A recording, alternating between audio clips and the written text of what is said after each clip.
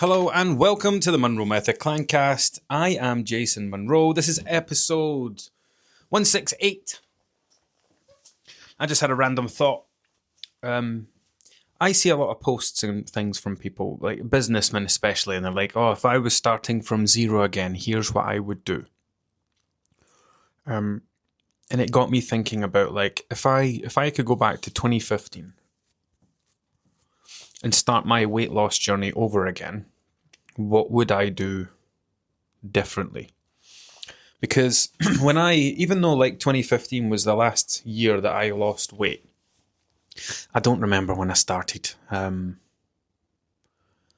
just came back from that holiday, didn't I? So I would have went to Portugal in the September, came back, and I would have started September 2015. And I think I had like a transformation picture or whatever come like April 2016. So what's that? September or half of September maybe into October, November, December, January, February, March, April. 6-7 months. Okay. Now at that time, I was following a personal trainer. One of those very aggressive, very ranty, very shouty, you're just lazy. You don't want it enough. Not scared to throw derogatory words around. This is why you're fat. This is why you're chunky. One of these people. And the thing is, at the time, I totally bought into it because I wasn't the person I am now back then. I didn't have the same level of compassion for people who were overweight. And, the more I listen to this guy, it's like, yeah, people just don't want it enough. That's what it is. And I was a part of that community for however long. And then I became, I don't want to say a prominent figure in the community, but I became someone who was quite helpful. Like in a sea of a few thousand people, I became someone who kind of spoke up and replied to people and helped people. And that was where the whole love of helping people started. That was where the whole, do you know what? I think I might want to do this. I think this might be the thing that I'm supposed to do. That's how that started. The basics were there, but it was a very disordered approach. It was very, like, the guy was so anti-Slimming World, but he adopted a very similar Slimming World approach. So it was like, right, once you've had your 30 grams of fiber, you can eat whatever you want. Once you've had your 120 grams of protein, you can eat whatever you want. And it just made me think about Slimming World, like, okay, once you've had your healthy extras and your free foods, then you can have your sins. I had not eaten a Pop-Tart since I was about 12 or 13 years old. And here I was, at the age of 31, walking around B&M, getting excited about new Pop-Tart flavours and eating them as a pre-workout, eating them on, I used to go to the gym in the morning dead early. I used to walk from my flat to the gym in Falkirk, and it was not a short walk. It was probably about 40 minutes to walk to the gym. So picture this, right? I signed up to a 24-hour gym because that's the other thing that everyone got hammered with in this group was steps, ridiculous step targets. I was supposed to be doing like 20 or 25k steps a day, which wasn't massive. That will sound crazy to some of you, but if I left my car at home and I walked from the flat we used to live at, I could walk to my work in 15 minutes. And I did that quite a lot. And then at my work, I was on my feet a lot, running up and down stairs, in and out of machines, in and out gates, fixing things. It wasn't a massive hardship for me to get to that level of steps. But then, so I signed up to this gym in the middle of Falkirk, a 24-hour gym. You got a little key fob thing to get in the night entrance. So I would start my shift at 5:30. I was getting up. It must have been about 3 o'clock in the morning, walking to the gym, eating my cold Pop-Tart, or 2 Pop-Tarts on the way there, doing my workout, then walking from the gym through the high street in Falkirk down to my work to start my 5:30 shift. I was there for 12 and a half hours, and then from there I would walk home. And I was doing that just to get steps, like getting up at 3 o'clock in the morning. Do you know, there's nothing like, I'm embarrassed about that because, back then you're like, look how dedicated I am, and I used to check in on Facebook 3 o'clock in the morning. I don't know what it's called now. It used to be called Blood, Sweat and Tears Gym. 3 o'clock in the morning, BST. I would cringe if I went back and looked at those Facebook posts now. You think you're some kind of hero for doing this shit, but it was never going to be sustainable. Like, who is going to get up at 3 o'clock in the morning for the rest of their life and go to the gym and walk to the work and do 20,000, 25,000 steps? So, during my time in this group, I got to grips with the basics, but I realized, like, this is not good. This is not helpful. This is not the right way to do it. This guy is being extremely unkind to people. People are now starting to private message me and ask me for help and ask me questions because they're scared to go to the guy that they're paying the money to. And during that time, like Monroe Nutrition, what it is today, started off as Monroe Fitness. And it actually just started off as my own personal Instagram account. So I started my Instagram account back in 2012, and it was just pictures of like just random shit, like Instagram was back then. It was just a place for taking pictures and adding the lo-fi filter to it to make it look cool. And then 2015, I changed the name to whatever it was, to Monroe Fitness. And then Monroe Fitness stuck. So it started off as my personal account. Then I started posting nutrition content, diet content, reposting other people's content. And I very quickly grew to 10,000 followers because it was so fucking easy to grow a following back then. And once you got 10,000 followers, you got access to the swipe up function. Remember that? Remember, like, on stories, swipe up for the link or swipe up, and you'd swipe up and it would take you straight to a website, and then they replaced it with a website button. So yeah, all these people coming to me, I'm like, do you know what? I really like this. I want to help people. I want this to be what I do, but I don't want to do it the way this guy's doing it because that is not the way. You can't rant and shout and call out the diet industry while also being a part of the problem. Do you know what the problem is? There's a gap in the market for that. There are people who want to be spoken to like shit. There are people who want to be told that they're fat and they're lazy and they're greedy and they're selfish. Like I know this, it's not a terrible thing to say because it's a fact. There are people who think that's the type of handling that they need to achieve their goals. Now, I've been talking a lot recently on social media about outsourcing your motivation, outsourcing your diet, talking about meal plans, outsourcing your willpower, outsourcing your inspiration, looking for hints and tips, endlessly scrolling social media looking for that one quote that, lights a fire under you for that day. Or like even just yesterday, somebody came to me and said, oh, I'm really struggling. I need motivation. Any tips? Like, that baffles me. I know that the person doesn't think they're doing anything wrong, but it's like, hang on a minute. You came here because you wanted to lose weight. You've told me this big massive list of stuff about why you want to lose weight. You want to stop hiding in pictures. You want to stop eating different meals from your kids. You want to be able to join in at the soft play and not worry about getting scared or breaking something. You want to fit in the seat on the plane. Like all this stuff, all these massive...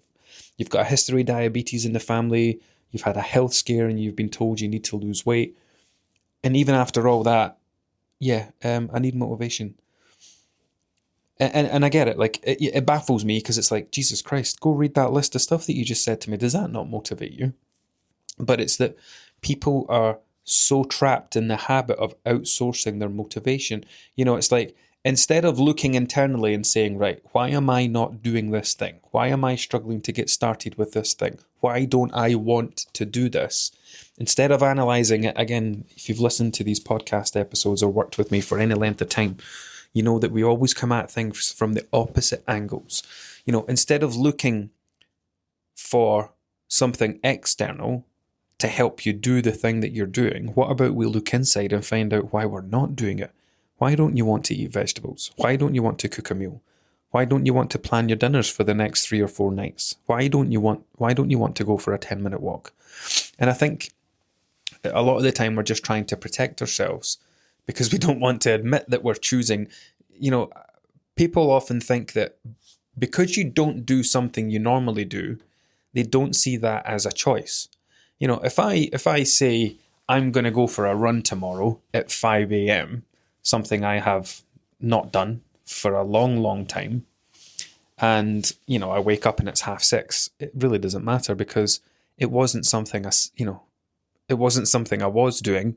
It would have been nice if I did get up and do it, but I'm not surprised that it didn't happen. Versus, well, actually, I woke up and I just chose not to do the thing. We don't like to take ownership of it and admit that it's a choice. And this is how we get trapped in these cycles of constantly looking to outsource our motivation, looking to other people to inspire us. Now, when somebody comes to me inside the Monroe Method and says, "Oh, I need a kick up the bum, I need motivation, I need whatever," I will tell them, I tell everybody, it is not my job to tell you that you should be taking your health seriously. It is not my job to tell you that you should be losing weight. You came to me because this was something you wanted to do, and you're not doing it. So there's something wrong somewhere. It's not down to me, to try and force you to take these things seriously, because it doesn't work. It maybe works for 5 minutes.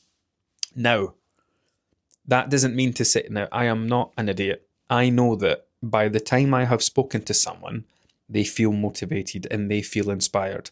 But it's not because I've sat and said, right, you told me this and you said you were going to do that. Are these things not important to you anymore? You should be losing weight. If you don't lose weight, this is going to happen. They don't get that. They get the talk that I just went through, and it inadvertently motivates them. So I'm not setting out with the intention of trying to motivate the person. I'm not setting out with the intention of trying to get them to take their health seriously or their weight seriously, or tell them that they should be tracking and balancing their diet and fueling their bodies. I've said it in a way that it ends up being taken like that. So it's both intentional and not intentional. It's 100% not intentional, but I've done it so many times now that I know what the outcome always is. The person always feels better afterwards and then wants to do the things again. We've just not came at it from a negative angle, I think is the best way to describe it. We've come at it from a positive angle. So back 2016, I have reached whatever weight on the scales. I'm quite lean, but there's a problem. I have some terrible disordered eating habits. So I understand the energy balance. I finally understand weight loss. I finally understand what it is going to take to lose weight for life, but I'm not there yet. So I've lost the weight. I'm partway there, but I now have some very disordered ideas around eating whatever I want. Once I've eaten enough vegetables, then I can just go and eat all this. I'm doing ridiculous amounts of steps every day to give myself a ridiculous calorie burn so that I can eat all this extra stuff. I'm eating Pop-Tarts for fuck knows what reason. Didn't even like them that much. And I have these very skewed thoughts. I'm still thinking of foods as good and bad because you're not allowed to eat that stuff until you've got your 30 grams of fiber and your 130 grams of protein or whatever it is. I'm still thinking in permissive terms. So I have essentially gone through, or I'm halfway through another yo-yo diet cycle because I've found something new, I've followed a new approach, and I've got my weight down to where I want it to be. Now, that would have gone on to become another yo-yo diet if I hadn't realised actually the job's not done yet, because I set out with the intention of losing weight for the last time. Back then I asked the question, right, there are people who lose weight and it stays off. What are they doing differently that I'm not? And it was around that time when I was going through that process and losing that weight that I started looking into it more. What is really happening here? And then I started thinking about it. So in my old job, when I worked in the factory, I had to do a lot of problem solving. So I came at it from the problem solving angle. So what is the problem? The problem is, it's not that I have weight to lose. It's that I lose weight and put it back on again. Right, so what is the problem? Well, the problem is I don't know how to keep the weight off. Right, is that the right way to look at it though? Is the problem that you don't know how to keep weight off, or is the problem that you don't know how to not gain weight? That was the issue, right? I knew how to lose weight. I didn't know how to stay there. But coming at it from the angle of how do I keep this off is the wrong way to do it. Because then what you do is you get to a weight that you want to be, and then you become locked in an endless battle to try and stay there. And this is how people get trapped in these cycles of binging and restricting and trying to be good all week because they know how the weekend's going to go, or starving themselves on a Monday to try and undo the weekend. Or jumping on treadmills and walking pads, or going out for runs to try and burn off calories that they've eaten that they didn't plan to. There's such a thing as healthy maintenance and unhealthy maintenance. Healthy maintenance is what I do now. Like, I do not give my eating a second thought at this point. It just is, if that makes sense. Like, the way that I eat, the meals that I put together, they require zero thought and zero effort from me now. Like, my eating is like from a time of thinking about food all the time, getting a lot of enjoyment from food, getting excited about planning takeaways, sitting at my work at the end of a shift, trying to get myself through the last hour of a shift, texting my wife at the time, oh, Chinese tonight, kebab tonight, pizza tonight. Using food for joy, for pleasure, for excitement, to cope, for boredom, for stress, for tiredness from having a young boy at the time, a young baby. What are we, 2026? So 10 years ago, that was all happening. Fast forward 10, and it didn't happen overnight. It did, of course, take me a while to get to this point. But this is now the level that I try to help every single person who comes and puts their trust in me achieve. This is what we're trying to get to long term. Like, I can't even begin to explain how unimportant the weight loss part is. It is so fucking ridiculously unimportant. I say this all the time, like, you did not wake up on a daily basis and deliberately try to gain weight. You were aware it was happening, but you weren't intentionally trying to do it. You did not wake up every morning and say, right, let's get motivated to gain some weight today. How can I pile on the pounds? You don't do that. It happens quietly, gradually, over time, because it is a result of the way that you're living your life. It's a result of the choices that you're making. From the moment you wake up, the way that you think and act and behave, it determines your weight. Weight loss can be as quiet and a non-focal point as it was when it was going up the way. But there lies the problem. We get all hyped up about weight loss. We wake up every day thinking about doing the things to make our weight come down. We step on the scales all the time. We track calories. We count points. We count sins. It becomes this thing. Weight loss gets put on a pedestal and it becomes a focal point, which is number one, why it feels slower. But number two, why it feels like such effort. Weight gain is effortless. Absolutely effortless. You're not trying to gain weight. It's the whole watching, if I put a pot of water on to boil to cook pasta, if I stand and stare at that, I'll fall asleep because it takes so bloody long. Turn your back for 2 seconds, the pot's boiling all over the hob. Because you've taken your attention away, you're doing something else, time has passed quicker. And this is why weight loss will always, always, always be slower than weight gain.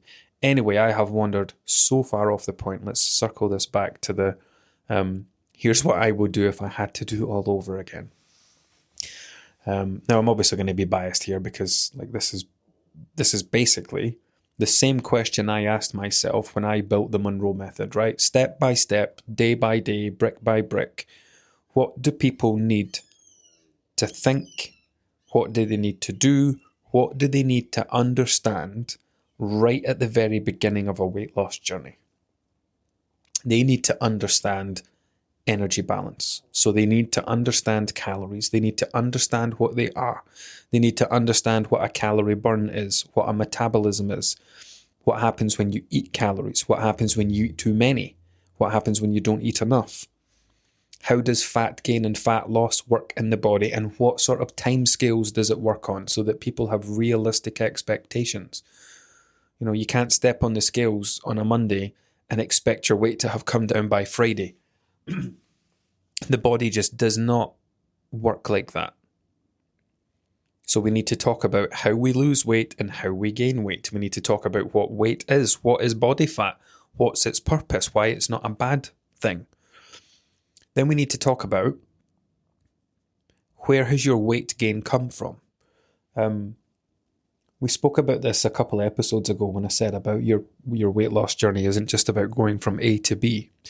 Your weight has come from multiple places. You know, it's not your breakfast and lunch and dinner have perhaps played a role, but ultimately it's everything else. You know, it's not the eating that's the problem. Remember, eating is what we do when we're hungry, when we're fueling our bodies. When we're not hungry, we're not eating, we're using. We switch from eating to fulfill a purpose to using to fulfill a desire, to fulfill a need elsewhere, to try and fill a cup that food can't fill, whether that's for stress or boredom, or we're lonely, or we're procrastinating, or we're overwhelmed, or feeling anxious, or we're sad, or we're happy, we're celebrating, commiserating, we're trying to find joy in the day, we're trying to make things more exciting, we're snacking in front of the TV and eating in the car and stopping at drive-thrus and ordering takeaways and eating out like biscuits with tea, all of that shit. All the extra eating that you do is where the majority of your weight comes from. So we have to go through that process. And then we have to set a proper goal. Weight loss is a terrible goal. Awful, useless, waste of time. Everybody wants to lose weight. What's your goal? Weight loss. God, that sounds amazing. Does that fire you up? When you wake up every day, do you get all excited about weight loss? Probably not. So that's when I walk people through the exercise of, write weight loss in the middle of a piece of paper and draw a little bubble around it. Now I want you to fast forward. You are at your goal weight. What has changed? And I want you to branch out from that bubble. What's different? My clothes are fitting better. I've got more confidence. I'm no longer dressing in black. I am not hiding in photos. My sex life has improved. I am not out of breath anymore. I don't get as sweaty anymore. I'm sleeping so much better. My energy levels are great. My mobility is great. My pain in my knees and my ankles has gone. I can climb the stairs without having a heart attack, and all these wonderful things that happen when you're no longer forcing the additional pressure of excess weight through your body, whether that's physical or mental benefits. So once we've branched out with all that, that's when you scrub out weight loss in the middle. And that's what I say to people, right? Weight loss is not your goal. This life is your goal. Getting to wake up every day and feeling and living and being like this. That is what you want. Weight loss then goes from being the goal to becoming the facilitator. Weight loss is the thing that facilitates the goal. It's not the goal.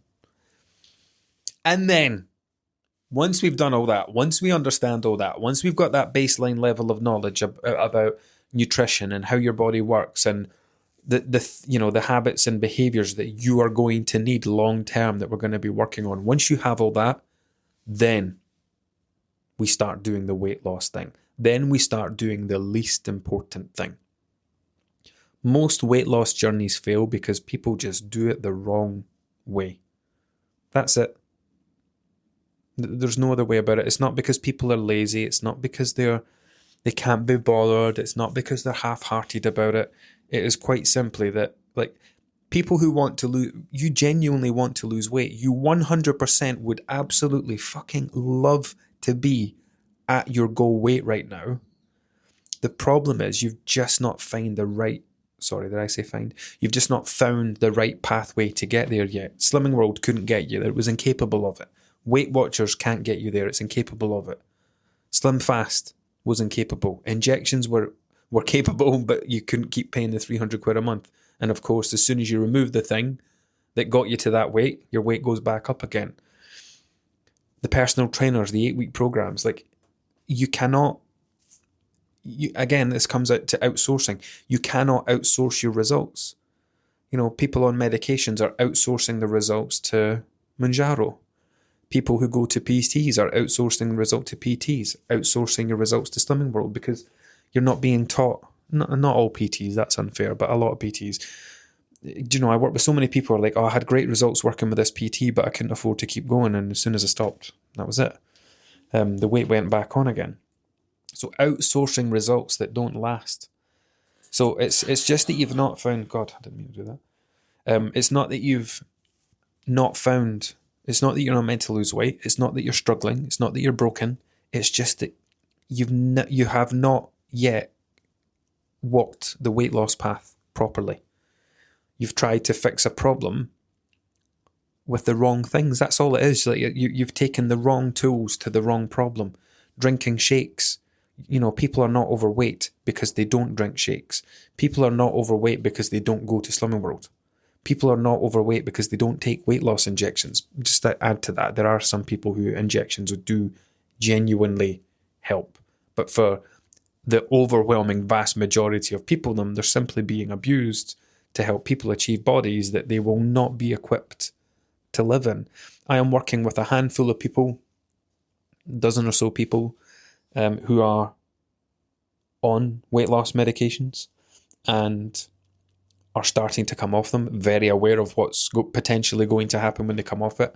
And now that they've lost the bulk of the weight that they want to lose, they're trying to do it the right way. They want to learn how to stay there without it being, you know, drama or effort or, you know, getting locked in a never-ending battle of trying to stay at a particular way. So, if I was doing it all over again, yeah, that's how I would go about it. Ultimately, if I was doing it all over again, I would go through the Monroe method. And I'm not just saying that because I'm biased. I'm saying it because I built the Monroe method for people like me. Because I know what I went through and I know what it was like. And that's it. So if you're not yet working with me, come and do it. What's holding you back? And if you are working with me, hopefully this has inspired you a bit more and reminded you that you are on the right path. Right, that's enough from me. Until next time.